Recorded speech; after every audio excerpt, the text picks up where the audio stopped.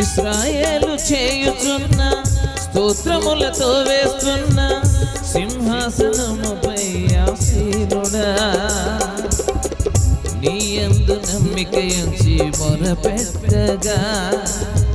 మా పితరులెవరూ సిగ్గుపడలేదుగా